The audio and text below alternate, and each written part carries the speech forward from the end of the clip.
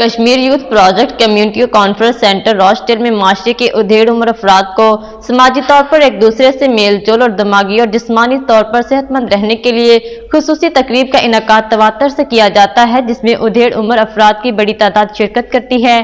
ہمیں رپورٹ کر رہے ہیں Arif Chaudhry. Kashmir youth project community conference centre راسٹل میں معاشرے کے ادھیڑ عمر افراد کو سماجی طور پر ایک دوسرے سے میل جول اور دماغی اور جسمانی طور پر صحت مند رہنے کے لیے خصوصی تقریب کا انعقاد تواتر سے کیا جاتا ہے، جس میں ادھیڑ عمر افراد کی بڑی تعداد شرکت کرتی ہے۔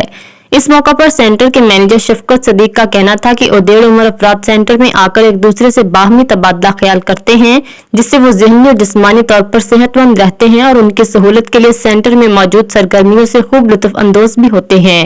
کشمیر یوتھ پروجیکٹ سینٹر کے چیف ایگزیکٹو آفیسر زلف احمد نے کہا کہ ادھیڑ عمر افراد کے لیے سماجی رابطے کا مقصد یہ ہے کہ وہ سماجی طور پر ایک دوسرے سے میل جول کریں تاکہ وہ معاشرے میں تنہائی کا شکار ہو کر ذہنی اور جسمانی بیماری میں مبتلا نہ ہوں۔ We provide them a meal, کھانا انہوں نے پرووائڈ کرتے ہیں، اس کے علاوہ ٹی کافی بسکٹ بھی سوشلائز کرتے ہیں، صبح آتے ہیں تقریباً 1 o'clock تک چلے جاتے ہیں۔ Is to give people a space where they can come, they can socialize, help prevent their social isolation.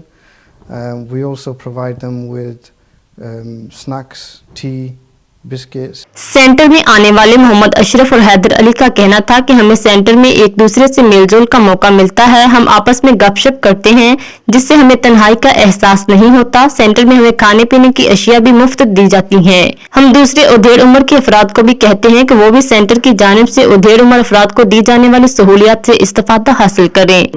باقی ساری کھوپڑی جڑی اپنے گل بات ہونی ہے، عمر لحاظ اچھی خاصی مطلب اجائے ہو جانی ہے۔ آ کے اس میں ٹائم گزری جانا کیونکہ گھر اتنے بور ہو جانے ہیں کہ اور بندہ کوئی نہیں ہونا گل کرنے کا، کچھ اتنے آ کے ذرا ٹائم تھوڑا پاس ہو جانا۔ Kashmir youth project community conference centre میں ادھیڑ عمر افراد کے باہمی میل جول کو ممکن بنانے اور انہیں جسمانی اور ذہنی طور پر تندرست و توانا رکھنے کی کاوش قابل ستائش و فخر ہے۔ مزید اپڈیٹس کے لیے دیکھتے رہیے انڈر گراؤنڈ نیوز۔